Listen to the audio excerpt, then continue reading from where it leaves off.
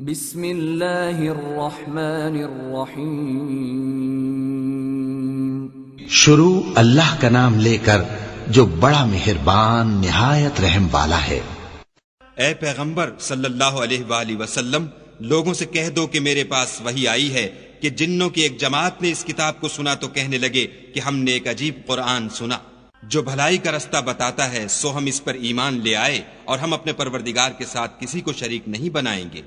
اور یہ کہ ہمارے پروردگار کی عظمت شان بہت بڑی ہے، وہ نہ بیوی رکھتا ہے نہ اولاد، اور یہ کہ ہم میں سے بعض بے وقوف خدا کے بارے میں جھوٹ افطرا کرتا ہے، اور ہمارا یہ خیال تھا کہ انسان اور جن خدا کی نسبت جھوٹ نہیں بولتے، اور یہ کہ بعض بنی آدم بعض جنات کی پناہ پکڑا کرتے تھے، اس سے ان کی سرکشی اور بڑھ گئی تھی، اور یہ کہ ان کا بھی یہی اعتقاد تھا جس طرح تمہارا تھا کہ خدا کسی کو نہیں جلائے گا، اور یہ کہ ہم نے آسمان کو ٹٹولا تو اس کو مضبوط چوکیداروں اور انگاروں سے بھرا ہوا پایا، اور یہ کہ پہلے ہم وہاں بہت سے مقامات میں خبریں سننے کے لیے بیٹھا کرتے تھے، اب کوئی سننا چاہے تو اپنے لیے انگارہ تیار پائے، اور یہ کہ ہمیں معلوم نہیں کہ اس سے اہل زمین کے حق میں برائی مقصود ہے یا ان کے پروردگار نے ان کی بھلائی کا ارادہ فرمایا ہے، اور یہ کہ ہم میں کوئی نیک ہیں اور کوئی اور طرح کے، ہمارے کئی طرح کے مذہب ہیں،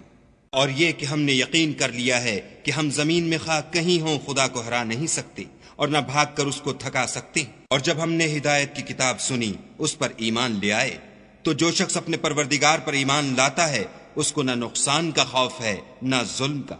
اور یہ کہ ہم میں بعض فرما بردار ہیں اور بعض نافرمان گناہ گار ہیں، تو جو فرما بردار ہوئے وہ سیدھے رستے پر چلے اور جو گناہ گار ہوئے وہ دوزخ کا ایندھن بنے۔ اور اے پیغمبر صلی اللہ علیہ وآلہ وسلم، یہ بھی ان سے کہہ دو کہ اگر یہ لوگ سیدھے رستے پر رہتے تو ہم ان کے پینے کو بہت سا پانی دیتے تاکہ اس سے ان کی آزمائش کریں، اور جو شخص اپنے پروردگار کی یاد سے منہ پھیرے گا وہ اس کو سخت عذاب میں داخل کرے گا، اور یہ کہ مسجدیں خاص خدا کی ہیں تو خدا کے ساتھ کسی اور کی عبادت نہ کرو، اور جب خدا کے بندے محمد صلی اللہ علیہ وآلہ وسلم اس کی عبادت کو کھڑے ہوئے تو کافر ان کے گرد ہجوم کر لینے کو تھے،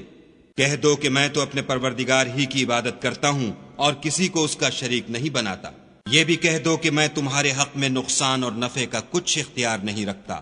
یہ بھی کہہ دو کہ خدا کے عذاب سے مجھے کوئی پناہ نہیں دے سکتا اور میں اس کے سوا کہیں جائے پناہ نہیں دیکھتا، ہاں خدا کی طرف سے احکام کا اور اس کے پیغاموں کا پہنچا دینا ہی میرے ذمے ہے، اور جو شخص خدا اور اس کے پیغمبر کی نافرمانی کرے گا تو ایسوں کے لیے جہنم کی آگ ہے، ہمیشہ ہمیشہ اس میں رہیں گے، یہاں تک کہ جب یہ لوگ وہ دن دیکھ لیں گے جس کا ان سے وعدہ کیا جاتا ہے، تب ان کو معلوم ہو جائے گا کہ مددگار کس کے کمزور اور شمار کن کا تھوڑا ہے۔ کہہ دو کہ جس دن کا تم سے وعدہ کیا جاتا ہے میں نہیں جانتا کہ وہ ان قریب آنے والا ہے یا میرے پروردگار نے اس کی مدت دراز کر دی ہے، وہی غیب کی بات جاننے والا ہے اور کسی پر اپنے غیب کو ظاہر نہیں کرتا، ہاں جس پیغمبر کو پسند فرمائے تو اس کو غیب کی باتیں بتا دیتا